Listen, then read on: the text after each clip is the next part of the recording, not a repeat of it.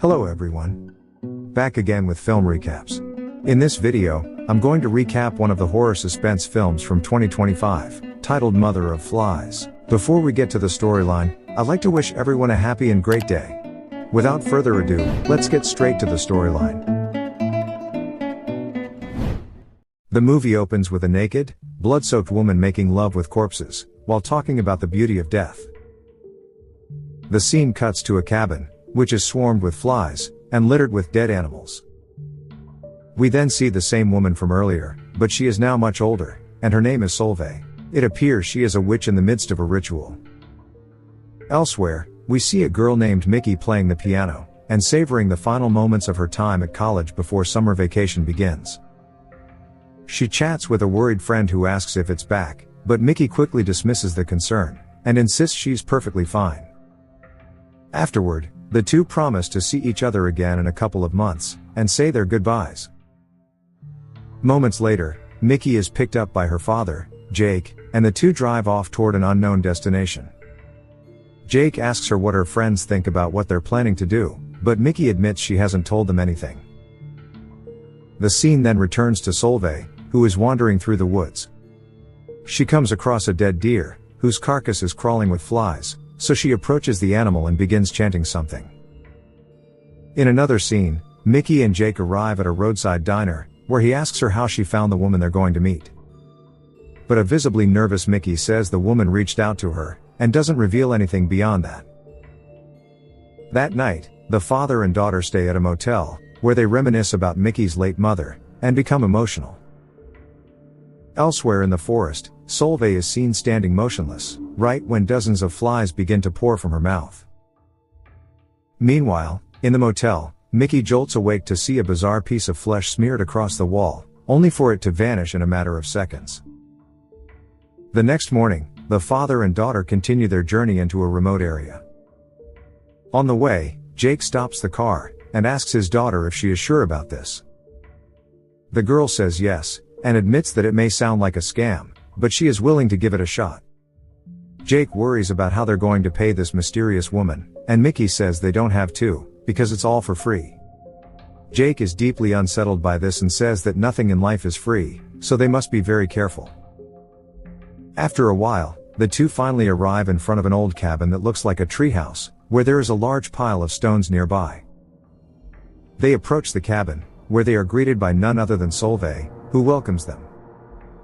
Once inside, Mickey notices a butterfly that appears to be dead, and Solveig states that it is just as beautiful as when it was alive.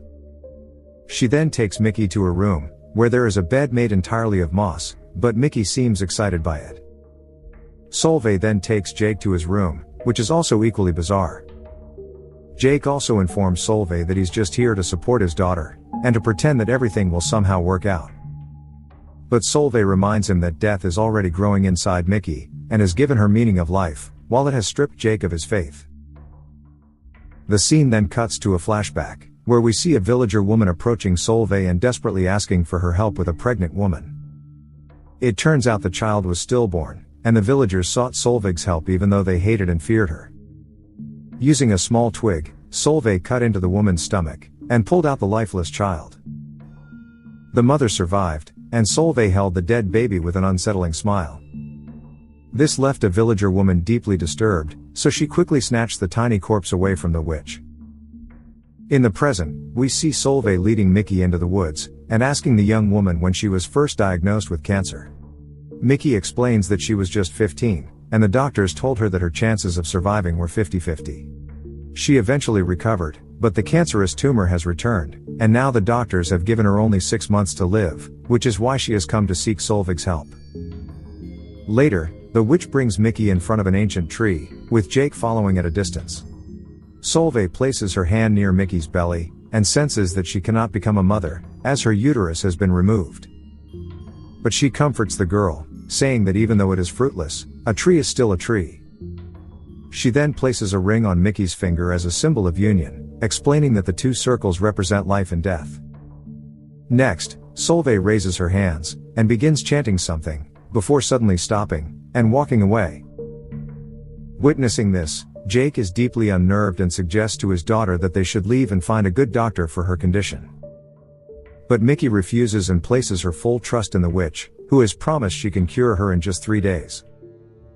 Later, at the cabin, Solveig offers the father and daughter some fruits and mushrooms to eat, and when they hesitate to say a blessing, she takes it upon herself.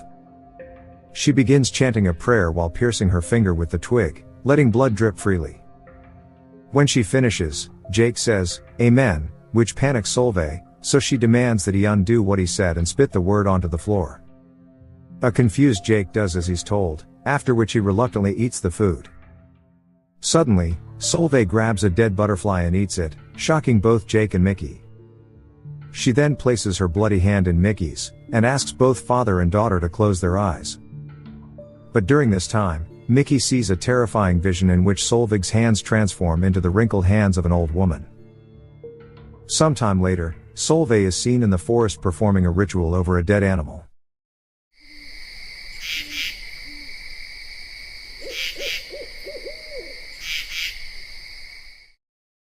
Later that night, Mickey wakes up, and unexpectedly begins wandering into the woods. But to her shock, she sees Solveig naked, covered in blood, and being intimate with something, but the horrifying scene turns out to be only a vision. In another flashback, we see Solveig observing the funeral of the stillborn baby whose mother she had helped. After the ceremony, everyone left, but Solveig suddenly approached the grave and began removing the pile of stones. She dug deeper and deeper, until she uncovered the corpse of the baby, which she lifted with excitement, before taking it away from there. Returning to the present, Solveig walks through the forest, and soon comes across a nest of snakes. She snatches one of their eggs, and scrapes a strange substance from the bark of a nearby tree. Upon returning to her cabin, Solveig begins brewing a tea with the substance from earlier, and offers it to Jake. He invites Mickey to drink as well, but Solveig sternly says no, which scares Jake. He is very hesitant, but ends up drinking the tea in the end. After this, Solveig takes Mickey into the woods, during which the girl asks if she has dosed her father, but the witch calmly replies that she only helped him open his mind. Back in the cabin, we see Jake screaming in pain, before he suddenly begins violently vomiting blood. The poor man's eyes are drawn outside, where he is horrified to see a glimpse of a woman's shriveled corpse. Elsewhere, Solveig draws a circle on some rocks beside the water, and asks Mickey to lie down on them. The witch demands that she show where the tumor is, so Mickey shows her belly, saying that the tumor is the size of an apple. Solveig then pours a little holy water over it, and instructs Mickey to sing to the tumor as if it were a baby. Mickey complies, during which Solveig shockingly cuts open the snake egg from earlier, and pours its contents onto the girl's belly. And then, Mickey's stomach rips open in a gruesome wound, causing her to scream in unbearable pain, but Solveig calmly says that this is the way it should be. Some time later, Solveig and Mickey return to the cabin, where they find Jake sitting in front of the pile of stones. He reveals how he's been vomiting all morning, and wonders what was in that tea. He is worried for his daughter's well-being, so Solveig asks Mickey to show her the progress. Mickey then reveals her wounds, which horrifies and deeply worries her father. Solveig calmly states that it's a good thing because now the tumor is wounded, but Jake doesn't believe her.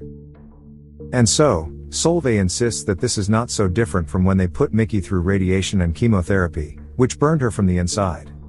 She explains that the cure is always painful, and even though Mickey understands, Jake remains skeptical. The scene then cut to another flashback, where we see Solveig living with the baby she had managed to revive. Unfortunately, the mother of the child and the other villagers discovered what she had done and became furious. They thus attacked Solveig and snatched the revived baby away from her. In the present, Mickey asks her father what he will do if the cure doesn't work and she dies. He jokingly responds that he will kill himself as well, and follow her to the afterlife.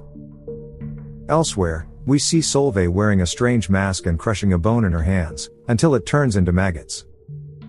That night, Solveig offers the father and daughter some meat, claiming it is venison. She then goes off to her room, saying she needs to prepare for tomorrow's ritual. Once alone, Jake tells his daughter that he has noticed that Solveig never really eats, and no matter how much he eats, he always seems hungry. He also points out that there is no stove in the house, or running water, and wonders how the witch even cooked this meat. But Mickey remains trusting of the witch, and says her only concern is getting well at the moment.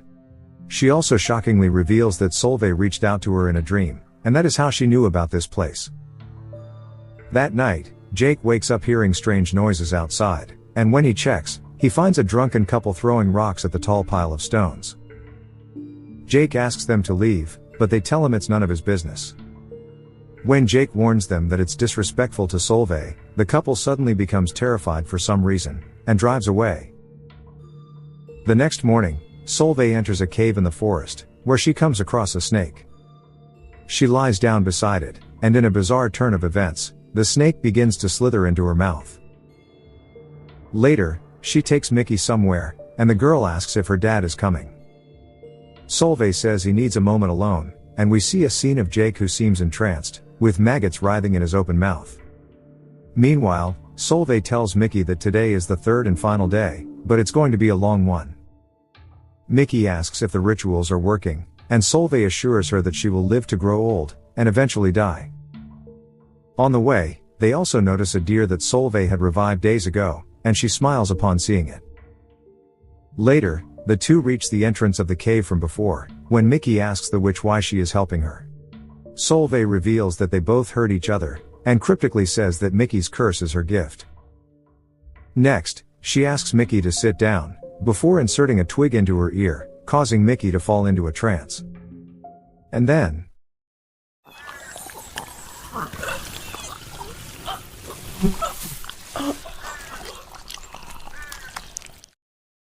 Solveig then shockingly transfers a large snake from her own throat into Mickey's.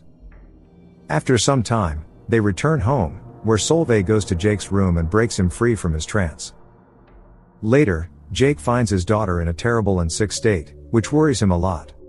He states that Solveig is a fraud, and that she's not going to cure her. Jake also says that he has been trying to be supportive, but he's reached his breaking point, and demands that they go home. But Mickey refuses and tells her father he can leave if he wants, but she will not die because of him. Overwhelmed by desperation and pain, she begins screaming at him, until he finally storms out of the woods. Later, Jake goes to a local diner to collect his thoughts, while Mickey begins crying as the wound on her skin causes her unbearable pain. Suddenly, she has a terrifying vision of a dead person emerging from the ceiling, leaving her paralyzed with horror. At this point, Mickey wonders if her father was right, so she finally decides to run away from the house, which doesn't go unnoticed by Solveig.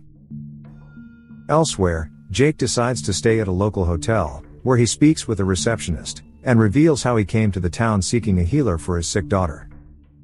He asks if she knows Solveig, to which the woman says that Solveig is a necromancer, who can trick death.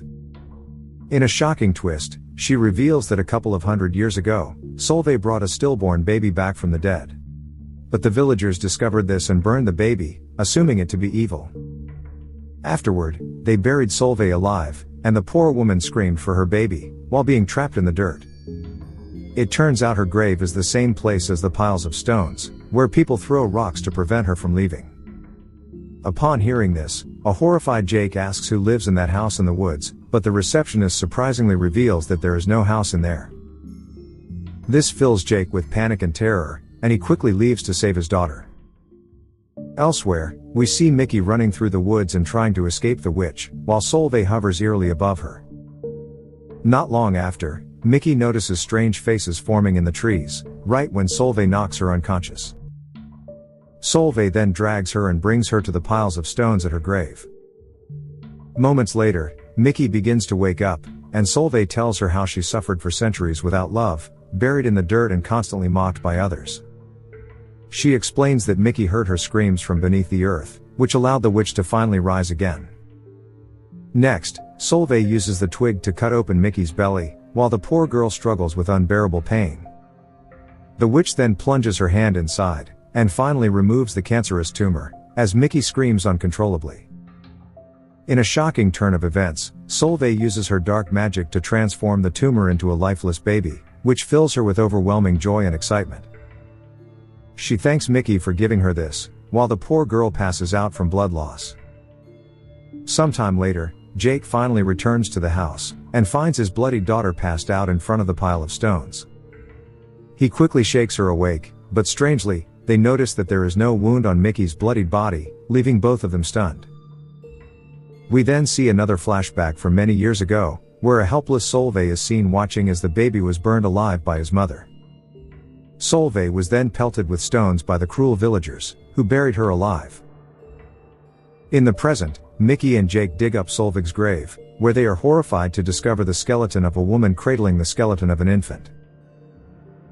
In the final scene, Mickey and Jake visit a doctor, who reveals that Mickey is completely free from cancer, and shows no signs of chemical or radiation damage.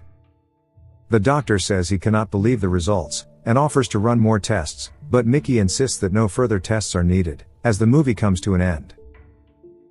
Okay guys, thanks for watching. See you again in the next video.